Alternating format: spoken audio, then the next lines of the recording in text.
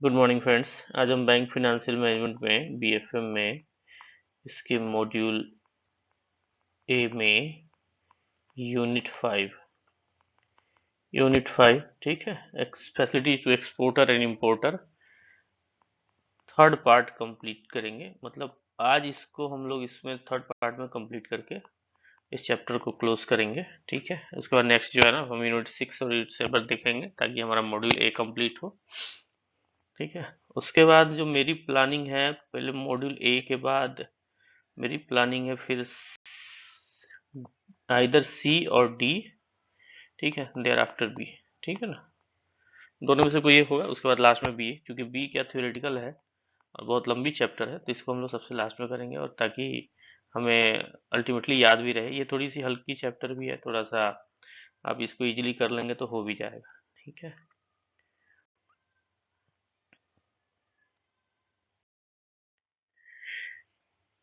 आइए हम लोग देखते हैं export data processing monitoring system EDPMS for better monitoring and export goods and software facilities.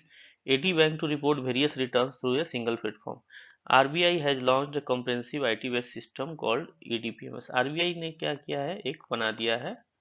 RBI ने EDPMS export data processing and management system बना दिया है।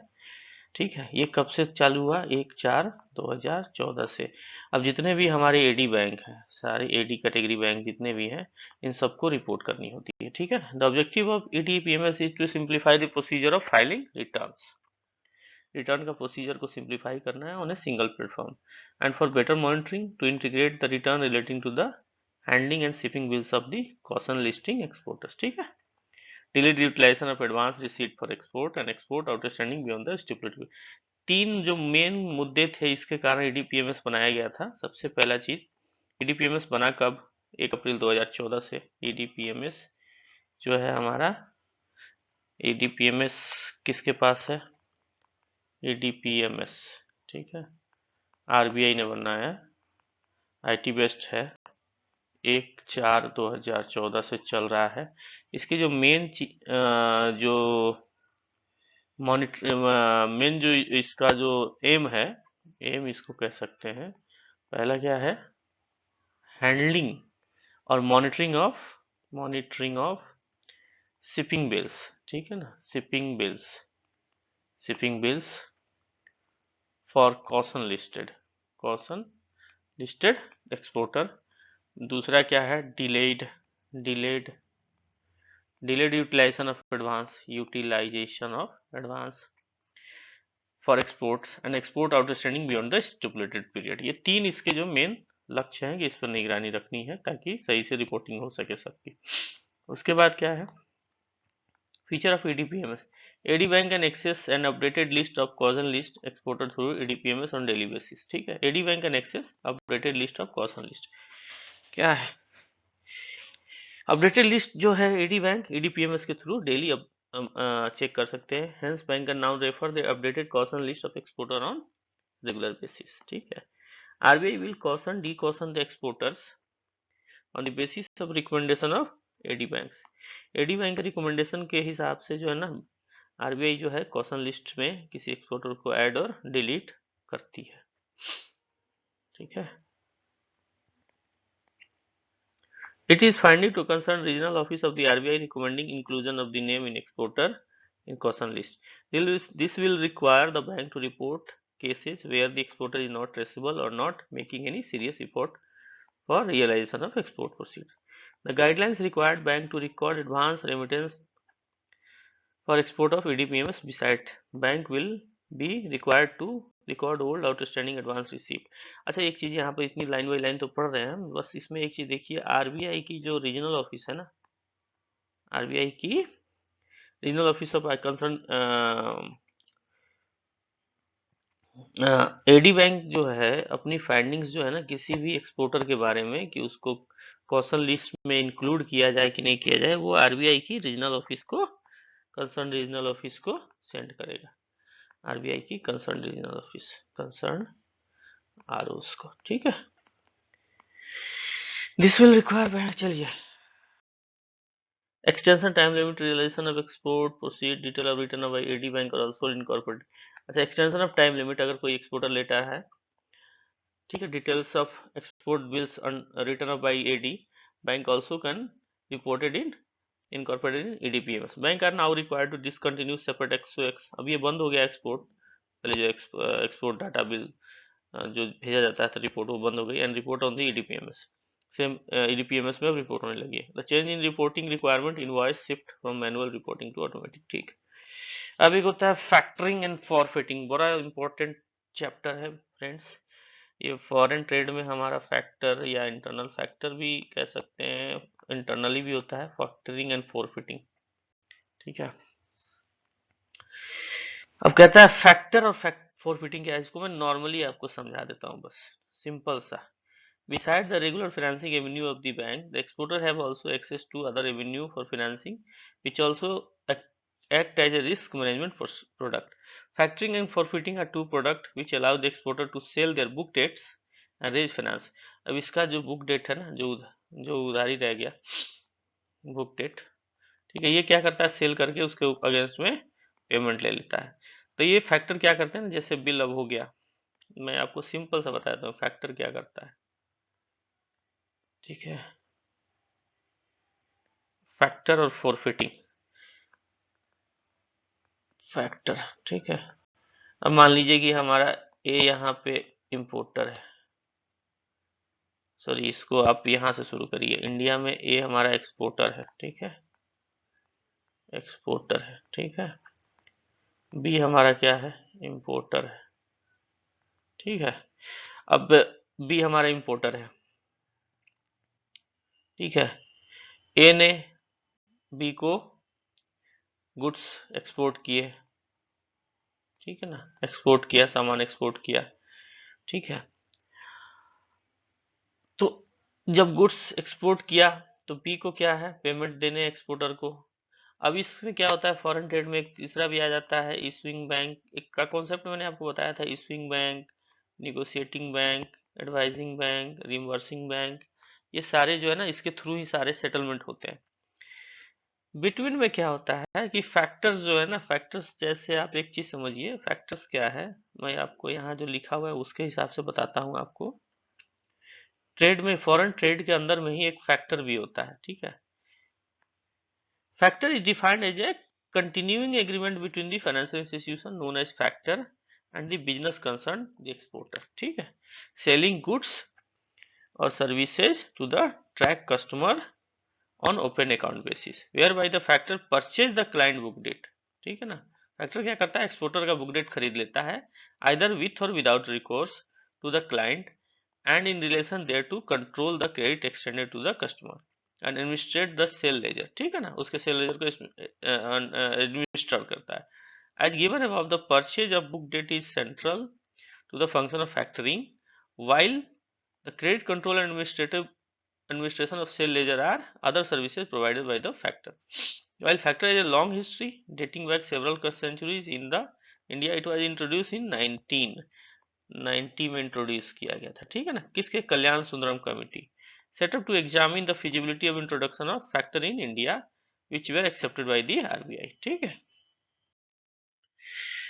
अब ये क्या करता है फैक्टर, फैक्टर मैं पहले आपको इससे पढ़ा देता हूँ, फिर उसके बाद फैक्टर की एक अलग से मैं छोटी सी ये डिटेल्स समरी बना दूंगा।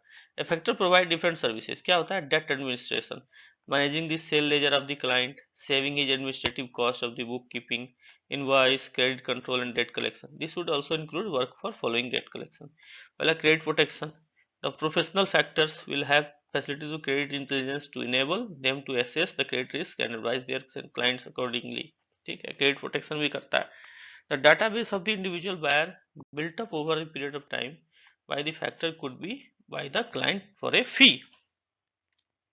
A factor finance भी करता है, while in India finance is essential activity for a factor, it is certain country it may not be essential service. Generally factor क्या करता है, 75 to 80% of outstanding book debt का fund कर देता है, किसको, एक्सपोर्टर को, ठीक है ना। और फैक्टर मशीन्स, फैक्टर का क्या मैकेनिक्स है, sorry, the factor operation on the basics need is to have the factoring agreement between the factor and the client.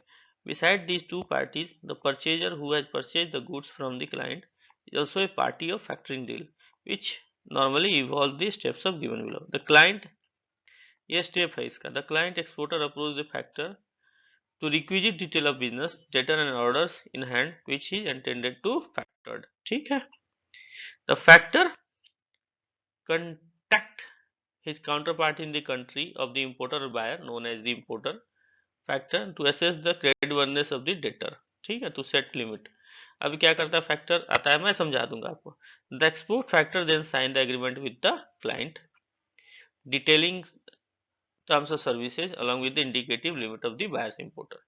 ठीक है, इंडिकेटिव लिमिट बना देता है. The client submit 2 copies of invoice drawn in the buyer debtor and get finance up to extent approved 75% to 80% of bill amount. जो bill amount होगा ना उसका वो उसको पेमेंट मिल जाता है.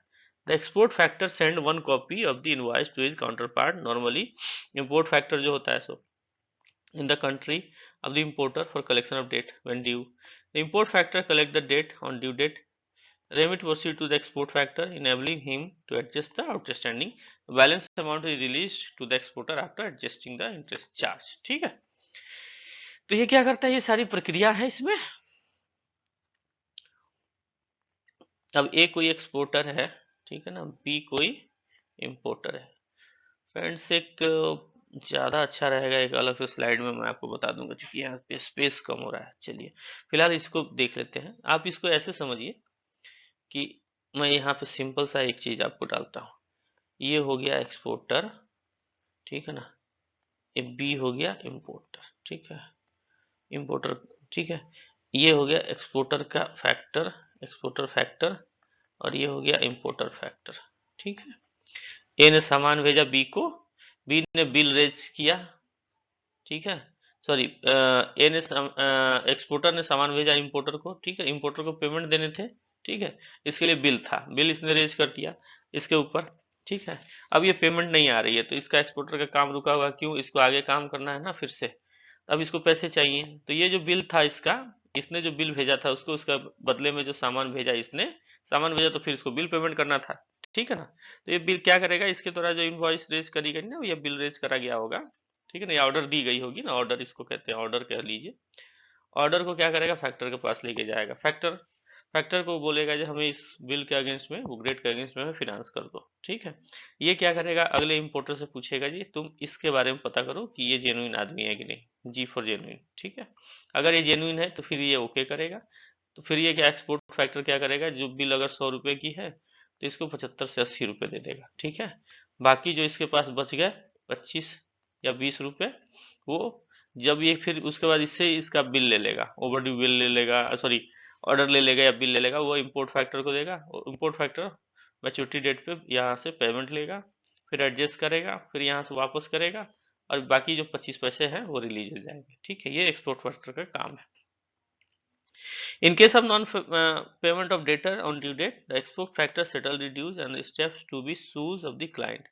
Export factor for recovery of dues for the debtor of depending upon the need of the exporter client and his price bearing capacity, various type of interest of factor in vague. ठीक है, the principal among this.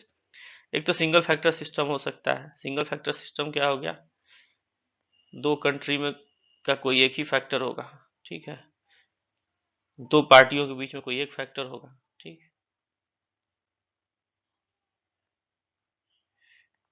When usually the exporter importer decided to common factor with the branch both in both country to speed up the process to reduce cost. ठीक है, single factor system होगा. Two factor क्या होगा, when दो factor होगा, ये importer का factor, exporter का फैक्टर. डायरेक्ट एक्सपोर्ट फैक्टरिंग क्या होगा, in the case only one factoring company based on the exporter country is engaged when make all arrangement assessment and credit of the debtor. Direct export factoring हो गया. Direct to import factoring, here only one factor based on the importer's country is engaged. He is engaged by the importer to primarily facilitate financing of debts. Advance of factoring क्या होता है,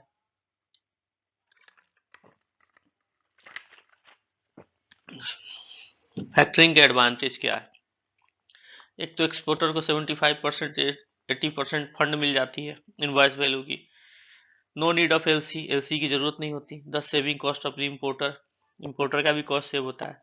credit check of the importers and buyer, sales ledger maintenance भी हो जाता है। Credit portion protection on all approved debtor limits, ठीक है, credit का प्रोटेक्शन भी हो जाता है। Advisory services for new areas, अगली कंट्री के लिए मिल जाती है। ये एडवांटेज है फैक्टरिंग के। अब एक होता है फोरफिटिंग। फोरफिटिंग क्या है? Another product for financing of export receivable is a forfeit. Export का जो रिसीवेबल होता है उसका फाइनेंस का एक और भी मेथड है जिसको फोरफिटिंग हम कहते हैं। अब फैक्ट्री में क्या था, 75% टू 80% मिलता था ना, इसमें क्या है 100% मिल जाता है फोरफिटिंग में, ठीक है। It can be defined and mechanism for financing the discount of export receivable without recourse. और इसमें क्या है, उसमें विथ और विदाउट होता था, दोनों होते थे ना, विथ रिकोर्स और विदाउट रिकोर्स। इसमें विदाउट रिकोर्स। विदाउट रिकोर्स में क्या होता है, seller for medium on the fixed rate basis on the full value of contract. In other words, forfeiting is the purchase by the financer of medium term export claims of the buyer without recourse to the exporter. It is a source of finance and not the type of credit insurance. As such, no other cost other than the finance cost are involved in the transaction. The financer agreed to finance transaction on the basis of standing of the importers, his country, risk and the time does not. अपने यहाँ एक करता ना हमारा bank है Exim bank, फॉरफिटिंग का काम करता है, ठीक है। Since forfeiting generally covers medium term finance, export of capital good projects made on the medium terms are eligible for forfeiting. However, no restriction for the medium term export only. As such, export commodity consumer goods where export are normally made for the short period, say 12 months, are also financed through the route. Mechanism क्या है? There are 5 parties in the forfeiting transaction other than exporter, importer and the financer. The bank of the exporter and importer are also import. इसमें 5 पार्टियां होती है। उसमें क्या है, 3 भी हो सकती है, 4 भी हो सकती थी। फैक्टर में 3 पार्टी हो सकती थी, 4 भी हो सकती थी, लेकिन forfeiting में इसमें 5 पार्टियां होंगी। After getting the proposal from the exporter, the forfeiter ascertains the country risk as also credit worthiness of the importer. If need, the importer is required to get guarantee of his bank for payment of invoices on him. The discount charges of the transaction would depend upon the quality of the credit country risk, ठीक है। Exporter and फोरफिटर के अंदर में signature हो जाता है, agreement sign हो जाते हैं। thereafter export are made and bills so raised discounted by the forfeiter, ठीक है। अब क्या है, forfeiting is done against the bill of exchange और promissory note। bill of exchange और promissory note के अगेंस्ट में forfeiting होती है, duly accepted by the importer and granted by his bank. This is known as availing the bill of exchange, ठीक है, इसे availing of bill of exchange भी बोलते हैं। The cost charged by the forfeiter usually cover the commitment fees, discounted finance charges and also documentation fees. The commitment fees usually raise 0.50% to 1.5% per annum, the unutilized portion of the value of contract. The commitment fees is non-refundable. Discount are market-related finance cost based on the LIBOR for the period of credit plus margin plus forfeiters risk, ठीक है। In India RBI is permitted EXIM bank, मैंने आपको पहले ही कहा था, Exim bank जो है ना, facilitate medium term export bills through the forwarding. अब बेनिफिट क्या है इसके, take away the political and commercial risk associated with the export receivable, make available 100% finance मिल जाएगा उसको, एक्सपोर्टर को, विदाउट रिकोर्स होगा, ठीक है ना। विथ रिकोर्स और विदाउट रिकोर्स क्या होता है? विथ रिकोर्स मतलब होता है कि इन केस फॉरफिटर फैक्टर जो है ना, पैसे अपने इंपोर्टर से निकालने में सक्षम नहीं रहा तो वो तब जो है ना एक्सपोर्टर उसके लिए लायबल होगा फॉर फैक्टर को पेमेंट करने के लिए। और विदाउट रिकोर्स का मतलब हो गया कि इसमें एक्सपोर्टर की कोई लायबिलिटी नहीं है,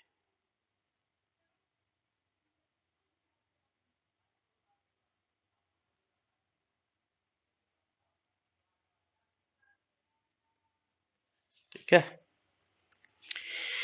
Freedom from credit administration follow-up, cost saving and export credit insurance beside the paperwork, fixed rate financing, freedom from movement of interest rate for the tenor of bill, ठीक है। Finance allowed for the exporter to fund needs for procurement or raw material manufacturing up to the state packing. It is called pre-shipment loan. While considering export credit, it must be ensured that exporter name does not appear in the caution list of RBI and a specific approval list of the ECGC. Normally the total period allowed PCL should not exceed 180 दिन. PCL जो 180 दिन से ज़्यादा नहीं हो सकता. PCL advance should be liquidated on submission of relative export bill by way of allowing post-shipment advance. PCL allowed without prior lodgement of LC is called running account facility. Post-shipment finance is essentially an advance against receivable. In case of rupee finance, the bill is to be purchased, discount negotiated at appropriate bill and rate of buying.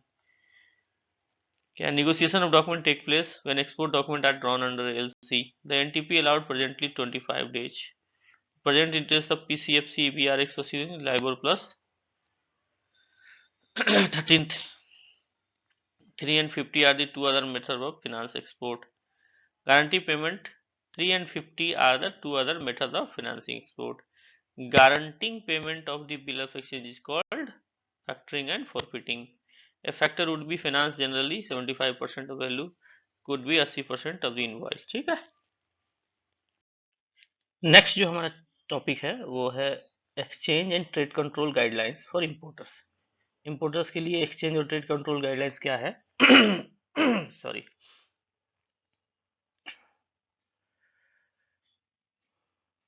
अच्छा, कहता है keeping in view of the need to conserve the precious foreign exchange को conserve करने के लिए and to guard the country, देश को guard करने के लिए from scrupulous import and bogus outward remittance, जो मतलब फर्जीवाड़ा टाइप का इंपोर्ट या बोगस आउटवर्ड रेमिटेंस जो होता है. Various export import regulations and exchange control guidelines have been prescribe from time to time. बहुत सारे इंपोर्ट एंड एक्सपोर्ट के रेगुलेशंस और एक्सचेंज कंट्रोल गाइडलाइंस समय समय पर जारी किए जाते हैं. While the physical movement of goods into the India is regulated by foreign trade policy formulated by DGFT. Physical goods का जो मूवमेंट होता है वो DGFT, ठीक है, DGFT की पॉलिसी होती है, फॉरेन ट्रेड पॉलिसी FTP, इसके द्वारा मॉनिटर की जाती है. ठीक है. And the regulation related to payment of such import are govern by, और इससे जो रिलेटेड पेमेंट्स जो रिसीव होगा रेमिटेंस आएगी, तो ये जो होता है ये गवर्नमेंट अंडर फेमा के अंडर फेमा 99 के अनुसार गवर्न होती है. ठीक है ना. Govern by exchange control regulation. Goods तो आपने भेजा, गुड्स का मॉनिटरिंग कौन करेगा? DGFT. उसके लिए उसने फॉरेन ट्रेड पॉलिसी बना रखी है. और गुड्स के बाद जो पेमेंट्स आपकी आएगी, रेमिटेंस आएगा, वो किससे रेगुलेट होगा? फेमा से, एक्सचेंज कंट्रोल गाइडलाइंस के द्वारा. ठीक है. अब आता है एक्सपोर्टर इंपोर्टर कोड. तो as explained in earlier, first and foremost the importer and customer must have a valid IAC code issued by DGFT. तो एक्सपोर्टर इंपोर्टर जो होगा उसको IAC कोड सबसे पहले अक्वायर करना होगा DGFT से. ठीक है. अप्रूव्ड कमोडिटी, सेकंड आता है अप्रूव्ड कमोडिटी. अप्रूव्ड कमोडिटी में क्या है? Freely permissible import license. While AD are required to ensure that the goods imported or intended to be imported are as per the current foreign trade policy. जो भी goods importers मंगाना चाहता है, ठीक है ना, इंपोर्टर्स मंगाना चाहता है, वो क्या होना चाहिए? फॉरेन FTP के अनुसार होना चाहिए, फॉरेन पॉलिसी के अनुसार. The goods can be freely imported, freely import किया जा सकता है, और can be imported under specific licence issued for the purpose by the DGFT. This has been ensured prior for making import remittance, handling of import bills for collection और opening of letter of credits for imports of goods. ठीक है. This has to be insured prior. ये सब पहले जो है ना, prior जो है मेकिंग इंपोर्ट रेमिटेंस, इंपोर्ट का रेमिटेंस करने से पहले क्या है? Handling of import bills for collection और opening of letter of credit for import of goods. ये सारी चीजें हमें देखनी है कि क्या स्पेसिफिक फ्रीली इंपोर्ट कर सकते हैं या इंपोर्ट किया हुआ है तो अंडर स्पेसिफिक लाइसेंस जो है DGFT के द्वारा दिया गया है कि नहीं दिया. For the purpose AD should verify the FTP policy और public notice issued by the DGFT. जो AD है उसको जितने भी फॉरेन ट्रेड पॉलिसी जो DGFT इशू करता है ना, उसके अनुसार उसको देखना पड़ेगा. ठीक है. सेकेंड है payment of, third, payment for imports. Any person want to make remittance for import should make an application as prescribed by RBI to authorise dealer. जो भी आदमी पेमेंट करना चाहता है, कोई भी इम्पोर्टर अगर रेमिटेंस करना चाहता है, ठीक है ना, इम्पोर्टर अगर रेमिटेंस करना चाहता है तो क्या है, इसको एक प्रिस्क्राइब फॉर्म है, पी फॉर्म है, इसमें इसको भर के डिटेल्स ऑथराइज एडी को सबमिट करना है। The application should contain the detail of currency. इसमें क्या होगा, वही डिटेल ऑफ करेंसी होगी, किस करेंसी में भेजनी है, टोटल वैल्यू होगा, वैल्यू ऑफ इंपोर्ट्स होगा, आईएमपी, ठीक है, क्या कमोडिटी है, लाइसेंस नंबर, ठीक है, ये चार चीजें उसमें मेंशन करनी होगी। And also along with the undertaking by the importer that they will comply the exchange control regulation, कि वे एक्सचेंज कंट्रोल रेगुलेशन का कंप्लाई कर रहे हैं। Payment for import should be to the depth of the party account. Import जो है ना, payment वो पार्टी अकाउंट को डेबिट किया जाएगा। The approved method of payment relating to import is as applicable to receipt in export like Asian clearing union और as other group, ठीक है ना। The approved method of payment क्या है, related to import is as applicable to receipt in export. Export में जैसे inward remittance receive होती है ना, तो वो रिसीव होती है एशियन क्लियरिंग यूनियन के थ्रू या अदर ग्रुप के थ्रू, तो सेम टू सेम वैसे ही रेमिटेंस भी सेम उसी पैटर्न पे होगा, ठीक है। Time limit for import payment, time limit क्या है, in terms of the exchange guidelines remittance against import should be completed not later than 6 month. जो आपने इंपोर्ट किया उसके 6 मंथ के अंदर में उसका पेमेंट हो जाना चाहिए। From the date of shipment except the cases where amounts are withhold towards the guarantee performance etc. अगर कोई गारंटी या परफॉर्मेंस में अगर उसका अमाउंट विथहोल्ड है तो फिर आप रोक सकते हैं। Deferred payment arrangement including suppliers और buyer credit up to 5 years are treated as trade credit for which procedure guidelines laid down in the master circular for external commercial borrowing, ECB में का जो मास्टर सर्कुलर है, MC master circular, ठीक है, and trade credit should be followed, ठीक। AD can remit interest on import bill, AD जो है import bill पर इंटरेस्ट भी पेमेंट कर सकता है on sight basis as well as also usance basis, generally up to period of 6 month तक का ही कर सकता है, and up to 5 year in case of trade credit के केस में 5 years तक। एडवांस रेमिटेंस, एडवांस रेमिटेंस कब होगा, कहता है कि AD can allow advance remittance, ठीक है, AD can allowed advance remittance of the advance payment against the import of goods. कोई गुड्स इंपोर्ट हो रही है, ठीक है ना, तो उसके अगेंस्ट में एडवांस पेमेंट कर सकता है to the extent and subject to the following condition. क्या क्या किस एक्सटेंट तक कर सकता है, तो पहला है up to 2 lakh USD, 2 lakh USD और its equivalent after duly satisfying about the transaction, duly satisfying account about the transaction, nature of trade and standing of the supplier, ठीक है। 2 लाख रुपए जो है ना, एडी जो है सेटिस्फाइंग, ट्रांजेक्शन अगर सेटिस्फैक्ट्री है, नेचर ऑफ ट्रेड क्या है और सप्लायर की क्रेडिबिलिटी क्या है, तो उसके बेसिस पर 2 लाख यूएसडी जो है एज ए एडवांस पेमेंट कर सकता है। If the amount of advance remittance exceed 2 lakh और its equivalent, an irrevocable standby letter of credit or guarantee from the Bank of International repute situated outside India or guarantee from the Bank in India if such guarantee is issued against the counter guarantee of the international bank situated outside India। अगर 2 लाख से above होता है, 2 lakh USD से above होता है तो क्या होगा, काउंटर गारंटी चाहिए, सीजी किससे चाहिए, फॉरेन जो काउंटर पार्ट, फॉरेन बैंक जो है ना, फॉरेन बैंक जो काउंटर पार्ट में है वो देगा, तब जाके 2 लाख से अब एडवांस पेमेंट हो सकती है। उसके बाद है the requirement of the guarantee may not insisted upon in case of remittance of 2 lakh and up to 5 lakh subject to a suitable policy approve by bank board of the director. अगर 2 लाख से 5 लाख तक कोई रेमिटेंस जा रही है, ठीक है, एडवांस रेमिटेंस जा रही है, एडवांस जा रही है, लेकिन अगर बोर्ड, बैंक की बोर्ड जो है ना, बैंक बोर्ड जो है कोई पॉलिसी फॉर्मुलेट कर दिया है इस ट्रांजेक्शन को करने के लिए, तब गारंटी रिक्वायरमेंट नहीं है, no guarantee required, guarantee requirement नहीं है, ठीक है। All cases beyond 5 lakh should be refer to RBI और प्रायर अप्रूवल। अब क्या है, 5 लाख से ऊपर जो भी ट्रांजेक्शन होंगे एडवांस पेमेंट के, वो आरबीआई को रेफर किए जाएंगे, ठीक है। अब इसमें सिंपल सा है, एक क्या है, एडवांस रेमिटेंस 2 लाख तक कोई इशू नहीं, 2 lakh no issue, no issue, आप कर सकते हैं अगर ट्रांजेक्शन सेटिस्फैक्ट्री है तो। नेचर ऑफ ट्रेड का स्टैंडिंग क्या है, 2 से 5। बैंक का बोर्ड अगर डिसाइड कर रखा है कि हाँ ठीक है इसको हम एक्सेप्ट कर सकते हैं तो भेज सकते हैं, ठीक है। बदले में सीजी, अगर सीजी चाहिए, काउंटर गारंटी चाहिए तो काउंटर गारंटी ले सकते हैं। अब 5 लाख से ऊपर जो भी चीज़ है तो आरबीआई का प्रायर अप्रूवल चाहिए, आरबीआई प्रायर अप्रूवल, ठीक है। अब आता है public sector undertaking. Public sector company or a department undertaking of the government of India, state government, which is not in a position to obtain a guarantee from the international bank of a repute against the advance payment, is required to obtain a specific waiver of bank guarantee. उसको क्या लेना पड़ेगा, ministry of finance से specific waiver लेना पड़ेगा। Government of India before making advance remittance exceeding 1 lakh USD, अगर government की department है या पब्लिक सेक्टर अंडरटेकिंग है, यूएसडी 1 लाख से ज़्यादा अगर पे कर रहा है, ठीक है ना, तो इसको मिनिस्ट्री एमओएफ से परमिशन लेनी पड़ेगी वेबर के लिए। वेबर के लिए किसके लिए, वेबर ऑफ बीजी, ठीक है, या guarantee. With in the above ceiling advance remittance may be permitted after verifying the documentary evidence indicating the cost of goods and the proof of instances by the overseas supplier, and advance payment must be produced by the importer, ठीक है। कहता है the importer holds exchange control copy of a valid import license।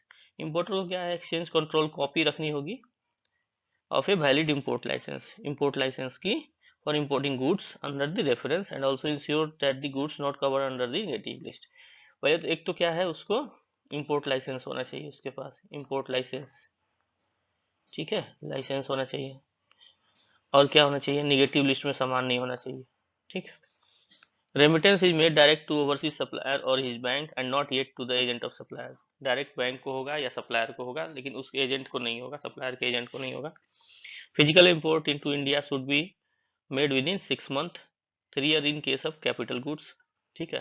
Physical import क्या है, 6 month के अंदर हो जाना चाहिए, 3 years in case of capital goods है from the date of remittance, date of remittance के विद इन 6 मंथ के अंदर हो जाना चाहिए। एंड ये importer should give undertaking to produce documentary evidence of import within 15 days from the close of relevant period, और उसके बाद 15 दिन के अंदर उसको डॉक्यूमेंट प्रेजेंट करने होंगे, ठीक है।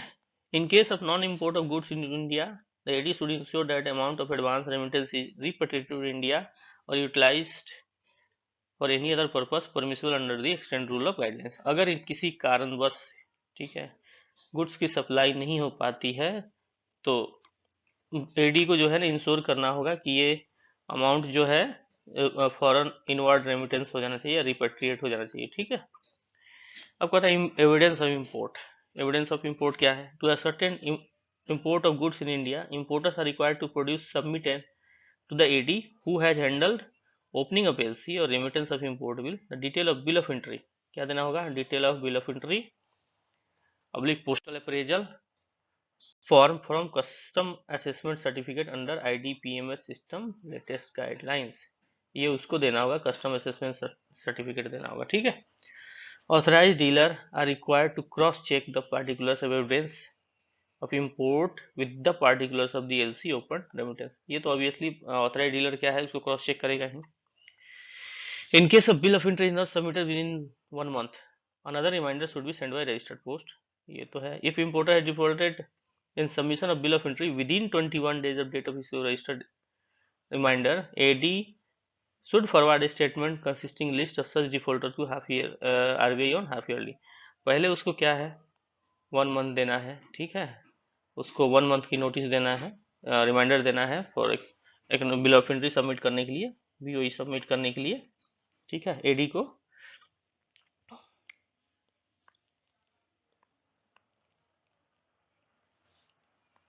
क्या है, एडी को क्या करना है, बिल ऑफ एंट्री के लिए अगर वो नहीं सबमिट करता है विद इन 1 मंथ, ठीक है, इंपोर्टर, तो उसे क्या है, रिमाइंडर देना है, ठीक है। अगर बिल ऑफ एंट्री जो है ना 21 डेज के अंदर में नहीं सबमिट हो पाती है रजिस्टर्ड रिमाइंडर के बाद, तो क्या करेगा, एडी जो है आरबीआई को इन्फॉर्म करेगा हाफ ईयरली बीईएफ स्टेटमेंट में, हाफ ईयरली बीईएफ स्टेटमेंट में, ठीक है, इन्फॉर्म करेगा। in the BA furnishing the details of these import transactions. However, since the introduction of import data, the submission of bill entry are entered by bank in the IDPMS, and information importer who have displayed submission of bill entry are available way through the system. Online हो गई है तो ये सब चीज़ें खत्म हो गई हैं आप yearly डाटा सबमिट करने के लिए मोस्टली वो IDPMS से ADPMS से ही उसका काम चल जाता है. For the purpose of monitoring receipt of bill of entry, proper records should be marked to LC register, remittance register. AD should in all cases acknowledge receipt of exchange control copy bill of entry from the importers by issuing acknowledgement slip containing all details of bill entry received by them. The bill of entry should be preserved by authorized dealer and made available to the internal auditors RBI inspection for verification. ये सारे entry को जो है ना जितने भी vouchers हैं वो रखने पड़ते हैं. इन case of import through the postal receipt and the courier service postal courier wrapper must be obtained and preserved.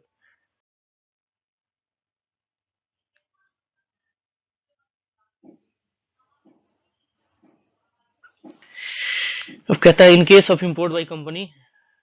अब यहाँ देखिए आप सीधा बोलता है कंपनी जिसका वर्थ जो है ना 100 करोड़ है तो एडी क्या कर सकता है उससे आइदर बीओई ले सकता है और सर्टिफिकेट फ्रॉम सीईओ ले लेगा. ठीक है कि रेमिटेंस जो है इंडिया में आ गई है. सॉरी इंपोर्ट गुड्स का इंपोर्ट ऑफ गुड्स इंडिया में गुड्स का इंपोर्ट जो है इंडिया में हो गया है और रेमिटेंस अलाउ कर सकता है बशर्ते रेमिटेंस की जो वैल्यू है ना वो यूएसडी 1 लाख से ज्यादा नहीं होगी. यहाँ पे पढ़िए.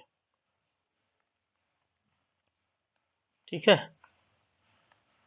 In case of importer does not have furnish documentary evidence within 3 months तो इसको फॉलो अप करना है. ठीक है. आईडीपीएमएस आने के बाद अब इस लाइन में कहता है कि आईडीपीएमएस और ईडीपीएमएस आने के बाद जो है ना वो हाफ ईयरली बीईएफ स्टेटमेंट जो है डिसकंटिन्यू कर दिया गया है. ठीक है. अब आता है इंपोर्ट फाइनेंस.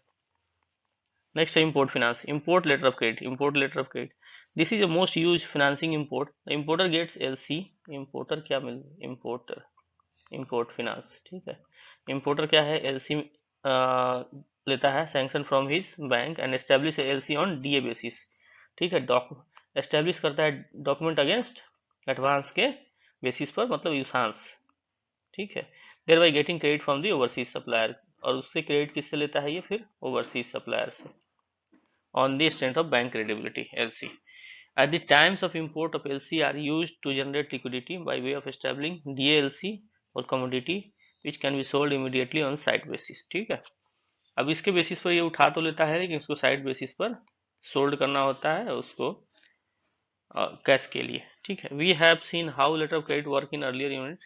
ये तो वही कह रहा है buyers credit suppliers credit being other financing तो डिस्कस. ठीक है. Import loan.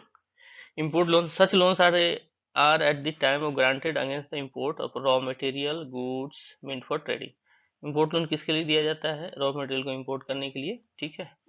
या goods को. The loan can be against the pledge of goods. goods को pledge करके भी ले सकते हैं या hypothecation to the financing bank. Importer prefers such loan even at the higher rate of interest waiting for the price of goods go up. ठीक है. And to take the benefit of depreciating domestic currency. ये क्या करते हैं importer इसमें higher rate पर भी अपना ये ले लेते हैं लोन उठा लेते हैं. The financing against import material stock and local stocks is at times depreciate are given less importance due to the difference in interest rates. Surcharge interest which are imposed keeping in view of the needs of restriction required for him.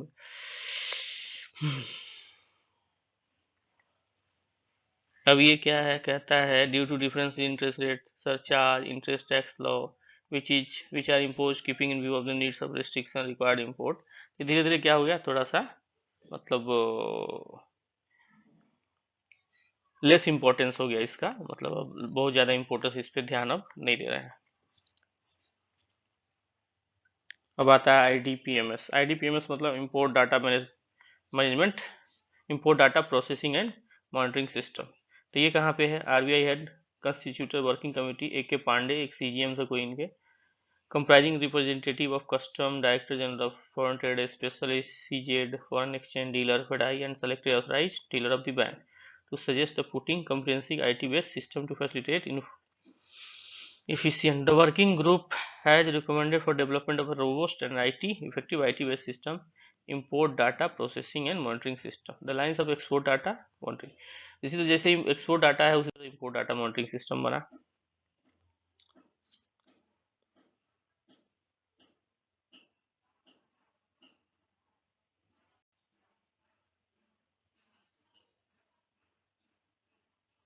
IDPMS जो है 10 अक्टूबर 2016 को आया. IDPMS 10/10/2016 से start हुआ.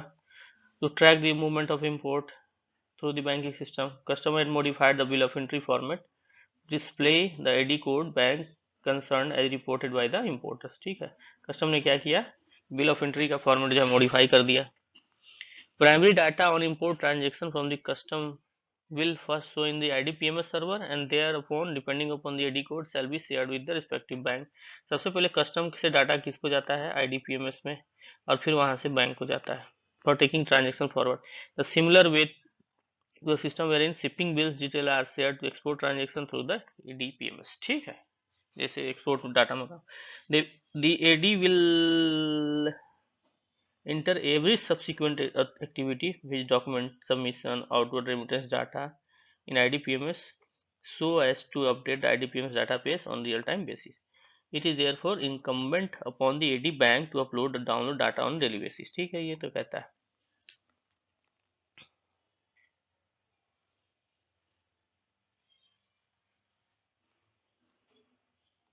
For non-EDI manual, ठीक है, custom ports till they are upgraded to EDI, मतलब export data EDI में computerized port में, the nodal branch of AD bank will upload bill of entry data based on original BOE bill of exchange with a stamp signature of the custom as submitted by the importer. Since all the information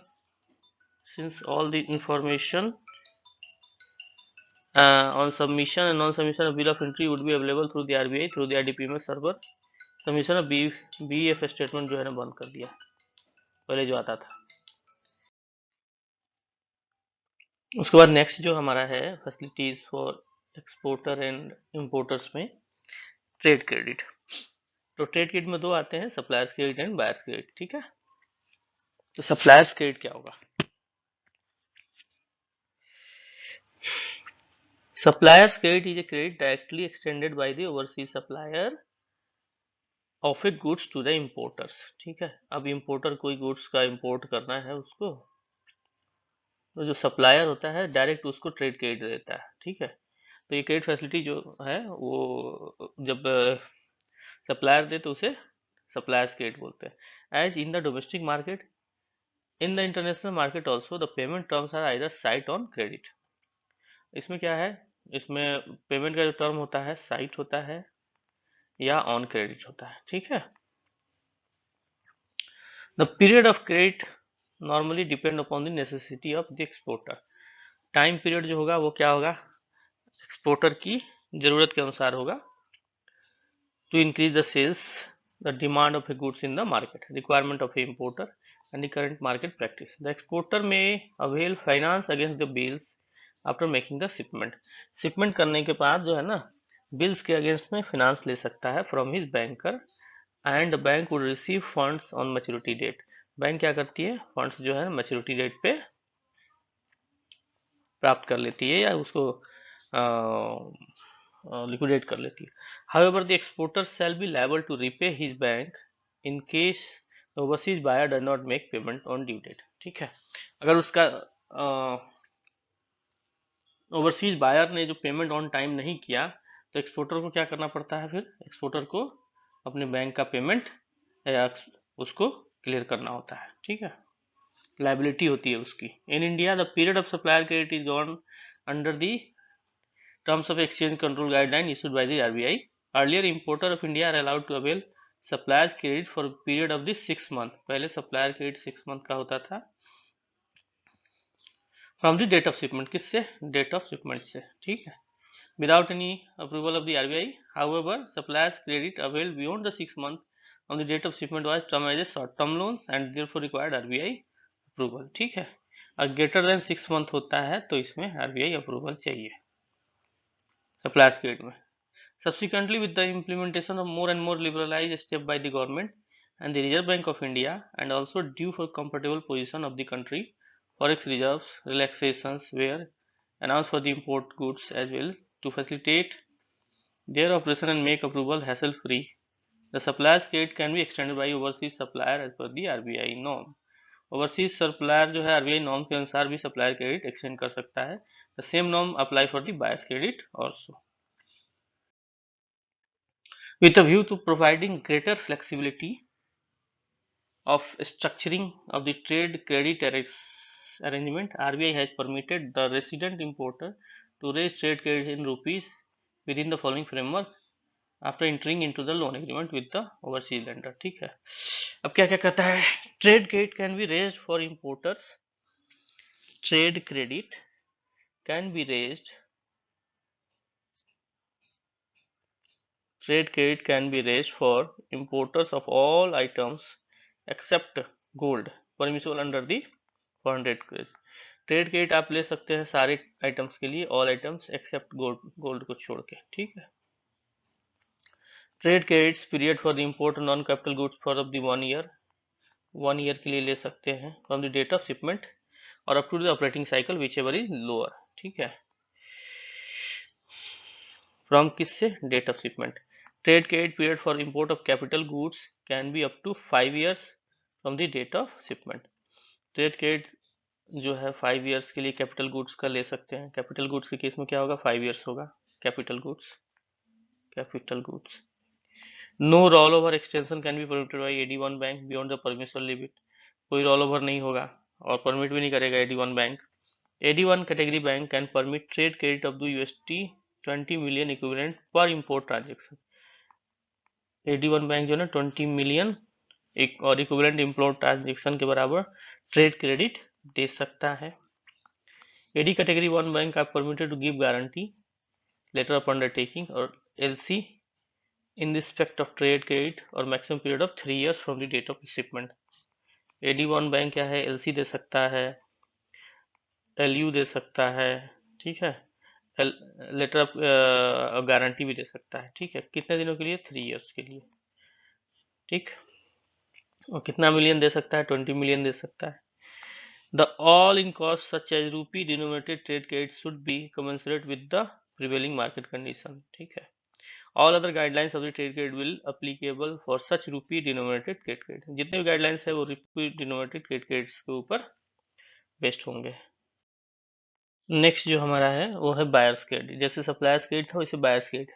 the buyer credit is credit arrange by the importer. Importer arrange करता है from a bank और financial institution from the outside his country, ठीक है ना। अपने country से बाहर से अगर क्रेडिट अवेल कर रहा है इंपोर्टर तो उसे बायर्स क्रेडिट बोलते हैं। To settle the payment of import, ठीक है। In short the credit arrange by the buyer to settle the import payment respective of the period of credit, ठीक है। In this type of credit, the supplier of goods need not worry about his payment. Either payment is assured by the bank or financial institution, provided he completes his responsibility as per the requirement of the buyer।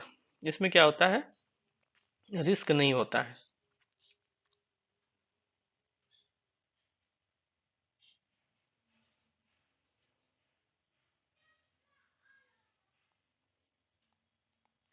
In India, the buyer's credit, as in case of supplier credit, also is regulated by exchange control guidelines issued by Reserve Bank of India from time to time. In terms of the earlier guidelines, buyer credit, irrespective of the period of credit, Reserve Bank of India approval.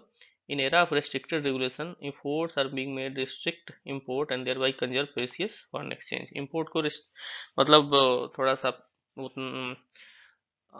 इतनी facility या इतना प्रोत्साहन नहीं दिया जाता, ताकि इससे क्या हो कि हमारा कोशिश किया जाता है कि इंडिया में, जैसे अपने यहाँ अभी मेक इन इंडिया चल रहा है ना।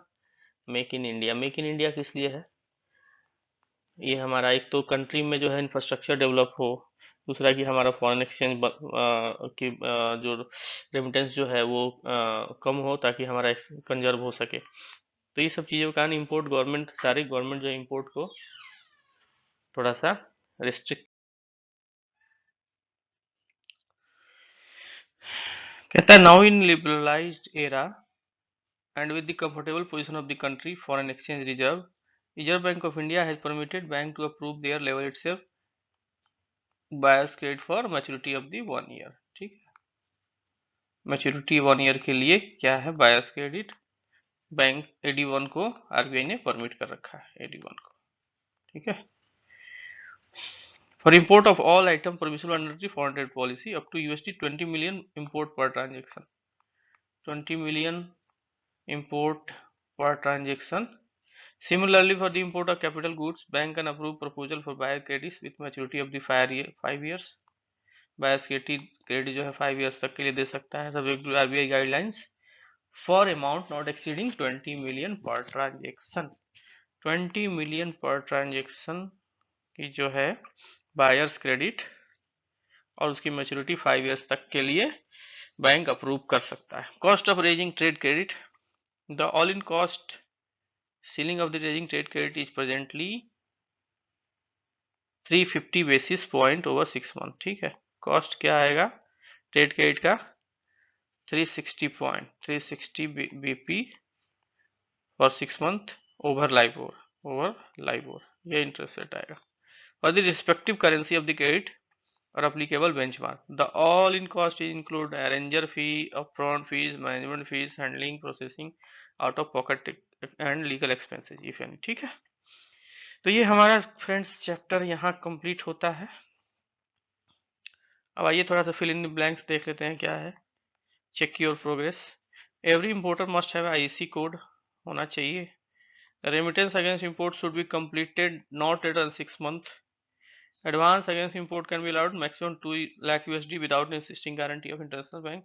जो मैंने बताया था ना 2 से 5 में क्या है, फिर गारंटी चाहिए, सीजी चाहिए। अगर बैंक बोर्ड अप्रूव कर रखा है बैंक बोर्ड तो आप छोड़ सकता है सीजी काउंटर गारंटी, 5 से ऊपर में आरबीआई चाहिए। ठीक है, उसको कहता है in case of advance remittance commodity physical report should be within 6 month, 6 month के अंदर हो जाना चाहिए। And evidence of having made import, the importer has to submit bill of entry duly approved by custom to the AT. Suppliers credit is credit directly extended by the overseas supplier of a goods to the importer. ठीक है, as RBI guidelines any credit up to the period of not less than 3 years called trade credit. 3 years से नीचे का होगा तो उसे हम trade credit बोलते हैं, और उससे ऊपर का होगा तो हम उसे एक्सटर्नल कमर्शियल बोरोइंग या ECB बोलते हैं। Bank can approve proposal for availing buyer credit for the period with the maturity up to 1 year।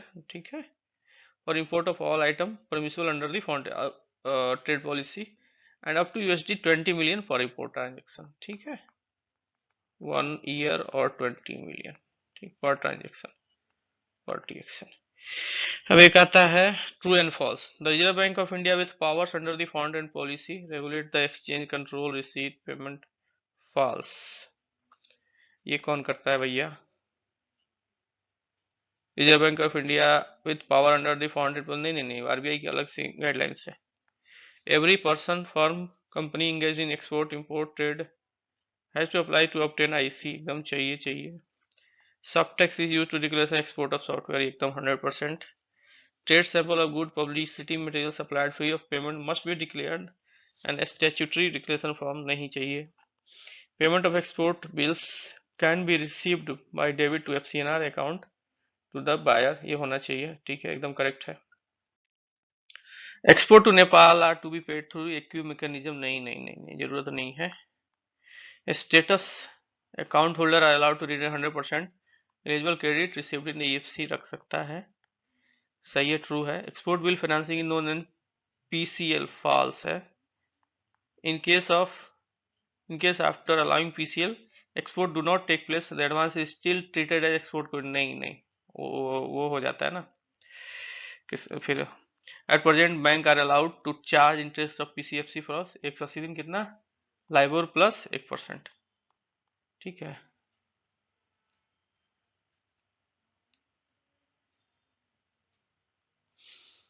Case study है, मैं सेपरेट आपको बता दूंगा। ये मैंने बनाया है, आपको सेपरेट बता दूंगा। थोड़ा सा ये सम अप है। सम अप में क्या है, यहाँ देखिए, आईसी कोड आप जानते हैं।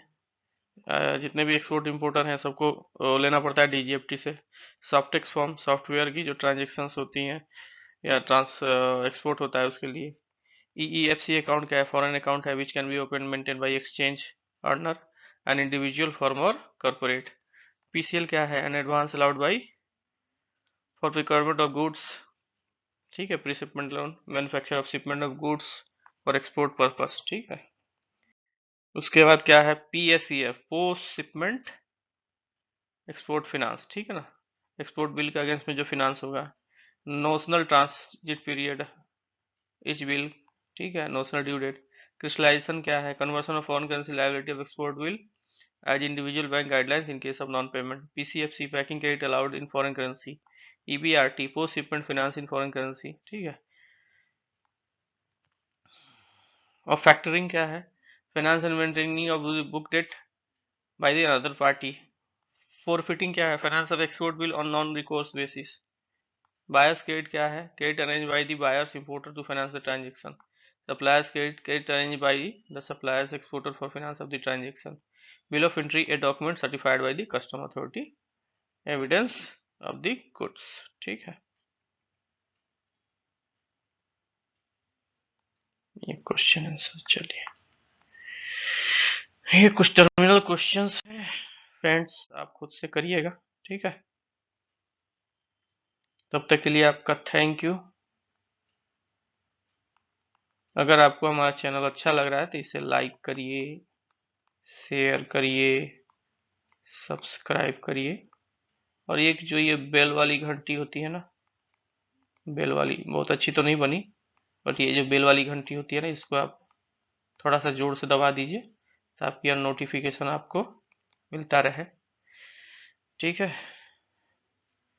अगर कोई इसमें एरर आपको पता चले इस चैप्टर में, अगर हमारी तरफ से हो गई हो, तो इसे कमेंट सेक्शन में जरूर डालें। और अपने फ्रेंड्स को भी, फ्रेंड्स और मित्र को भी शेयर करें। फ्रेंड्स एंड जो भी आपके बैचमेट्स हैं उसको शेयर करें। ठीक है, अच्छा रहेगा। ठीक है, वंस अगेन आपका धन्यवाद।